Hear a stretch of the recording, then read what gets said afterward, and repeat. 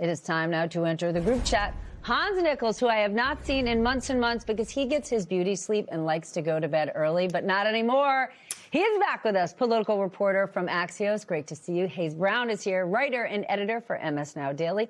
Philip Bump, senior data editor and columnist for the CT Insider. And Harry Sisson, political content creator and social media commentator. Okay, Hans, welcome back, my friend. Are there signs that this replacement thing is going to get really messy? And I'm guessing the answer is yes. Yes, but it's not totally preordained, right? It's just new. It doesn't have to be messy if Maine Democrats coalesce around a single candidate. And it is a fairly short process. Now, you know, short is relative here. So, yeah, I suspect it's going to get messy. And there's no real, as we've learned, there's no real authority in the Maine Democratic Party to line everyone up and say, this is the candidate. It's pretty clear it's not going to be Plattner. It's not going to be Janet Mills. It's a pretty diffuse party. But it doesn't necessarily have to be open warfare. The big concern, I think we're hearing this from Democrats, is that Plattner isn't going quietly into the night. And he's still quite upset about it. He still, unless things hasn't formally signed something. So Plattner is going to play a key role if the party is going to heal. Watch Plattner and his next moves. All right, well, let's go national, because before he dropped out, you reported that there were signs that national Democrats were ready to pull back from Maine. But now that there's going to be a new nominee, are they changing their strategy? Oh, yeah, national Democrats will jump back in. That was just a head fake to put pressure on Plattner to get out, to just let him know the money's going to dry up. You won't have any air cover. You won't have any air support from the big super PACs that jump into these races, $20-30 million, which is a lot of money in Maine. Just one couple media markets there, but $20-30 million goes a long ways there. So, they've been pretty clear. They've hinted that if Plattner's off the ticket, like, you know, Chuck Schumer's big super PAC, affiliated super PAC, is likely to get back in, and the DSCC will likely be there for whoever the candidate is. It's just too important. It's a Democratic state with someone that with a Republican candidate that's been there for 5 terms, going for a 6th, and they want to knock Susan Collins off. And it's really difficult to see how Democrats win the majority. It's not impossible, but it's difficult to see how Democrats win the majority if they don't win Maine. I just mentioned that big media ad buy, $8 million that Republicans are planning on. How are they seeing their next move? Because Susan Collins and her allies, they wanted Graham Plattner to be her opponent. Oh, they're pretty happy. I think they like the way this is played out. I mean, I suspect if you have a drink with if you have a drink with anyone in Collins' world, which I may or may not have, they like the way these last couple of weeks. Yeah, they like the way these last couple of weeks have played out. And you know, the Republican Party gets to do something that the Democratic Party doesn't necessarily get to do, which is move on from Plattner. They are going to really try to define. They're going to welcome this new candidate, as we reported, $8 million in super PAC money. Though there's more, right? I mean, that's Susan Collins's sort of a designated super PAC, Pine Tree Results. The big old Mitch McConnell, now John Thune PAC, SLF. They'll come in probably post Labor Day, if you have a summer home in Maine, just turn off the TV because you're going to be inundated. And I know you probably do. You're going to be inundated with ads. So, they like their position right now. It's still a tough race, but they like their position. Absolutely. Hans, you should know better. I'm straight Jersey. Philippe, I want to ask you a question that a viewer came to us, Joyce from East Lansing, Michigan. She said, why do I hear so many people saying that if Maine isn't flipped, there's no path to the Senate? I know how important Maine is, but aren't there other potential flips out there? There are potential other flips out there. Ohio is a good example of that. Texas is a good example of that. These are potential flips. But this is, it's an odds game, right? The more races you have that are 50-50, the more likely it is you're going to win some of those 50-50 races, right? And so if you have 10 of those and they're all 50-50 and you win half of them, you get 5. If there's only 4 of those and you win half of them, you get 2, right? Like it's just mathematics. And so, yeah, is Maine essential? No, to Hans's point. Is it a state where A, it has a blue base of voters, B, it has a senator who, while she has won multiple times, definitely has some baggage in the form of Brett Kavanaugh particularly? Yes, this is a place that Democrats really should win, and therefore having a candidate who doesn't have the enormous baggage that Graham Plattner does them much better than they would. Okay, he may have baggage, a whole lot of it, but in that video he made it clear. Hey, Washington, don't you get involved. Nobody wants you here. Right. Watch this. What comes next needs to come from the people.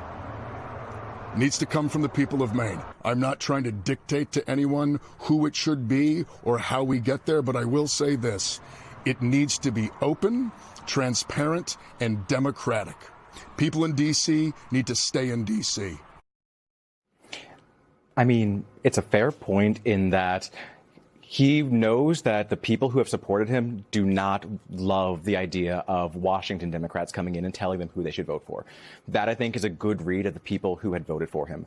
But I think that it's undercut by another part of his video. He said in there of his campaign, we did it the way that we were told we were supposed to make change, and we won, and now they are not going to let us have it. And I think really shows that he seems to be coming from this at the idea of this was something that was taken from him, and therefore people should be mad on his behalf.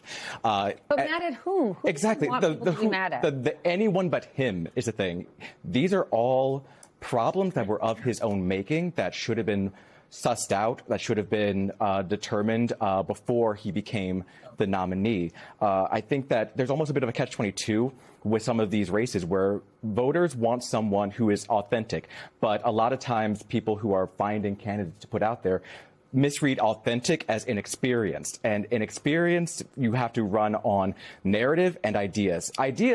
Graham Plattner was doing well. He was well liked by the progressive movement.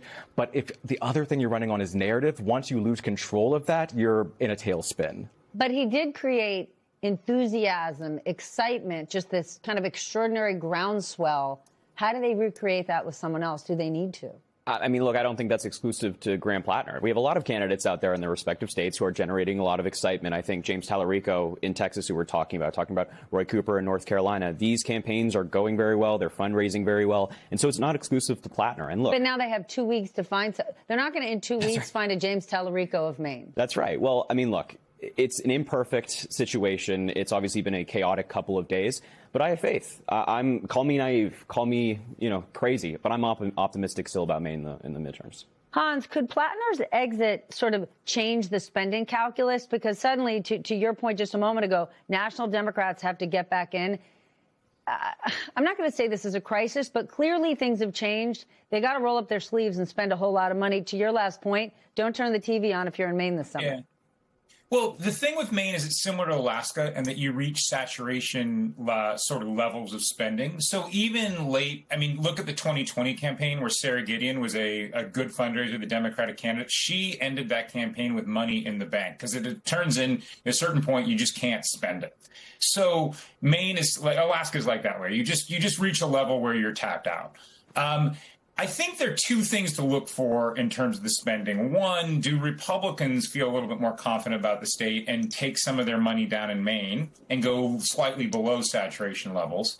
And then they put it into a state like Ohio or Iowa, which is coming into focus for Democrats. So there's a little bit of the money movement going that way.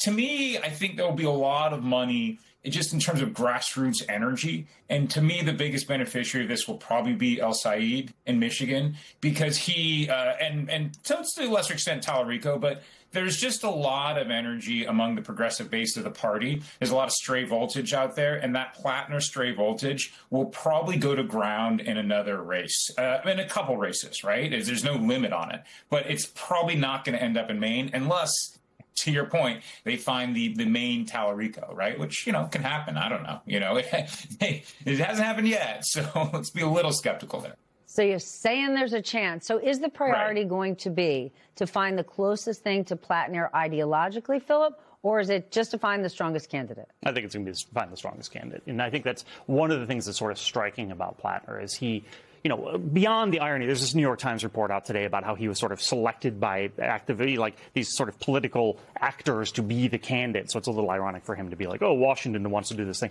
But Plattner's strength was that he brought in this sort of outside energy, and that is what made him a viable candidate at all. I think that Maine Democrats, honestly, all this conversation about how Maine's Democrats are district, I think they're in a much better position now than they were 2 weeks ago. Like he was Really? he was very badly damaged. He was already showing in polls, Fox News poll already showed that he was doing poorly against Susan Collins. Like, I think now they have a chance to be like, okay, reset, get him out of the picture. That's the question mark, as you said. And now we can have a candidate that we can focus on, we can spend our money on, and we can run as a normal campaign against a candidate who, again, is not very strong. Do you agree with that? Because to Hans' point earlier, Republicans are sitting in D.C. bars, potentially next to Hans, telling reporters laughing their way up. Sure. There you go, telling reporters that they're loving every minute of this. But now in the next 2 weeks, aren't we going to see the political tensions within the Democratic Party spill out for all of us to read in headlines? Yes, but I think that's honestly a little bit better in this case because I really do, because I think that the idea of this being done in a shady back room, cigar smoke deal situation is what is more repulsive than the idea of dirty laundry coming out to air and everyone getting their say and then coming to a conclusion at the end of the day. Susan Collins hadn't even had a bite of the Oppo research yet. Can I make a point briefly about the question you asked, Philip? He has no leverage here.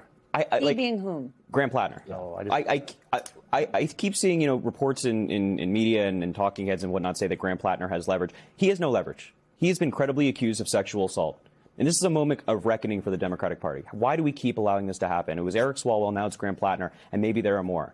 So nobody should be looking at Graham Plattner for where we go next. We should be looking at the people of Maine, the convention that they're going to hold inevitably, and see where that goes. But if Graham Plattner is at the front of this saying, no, I want to say in the candidate, I think people should tell him to kick rocks. Well, that's fine, but the only thing he brought was personality, right? And the personality, he really invested in that. The Times article, again, which people should read, reinforced the extent to which he really bought into this idea. Does he have leverage? Yes. He has a lot of people who are still going to bat for him, and you see it on social media, right? And he can potentially turn those people's heads. He can throw sand into the works.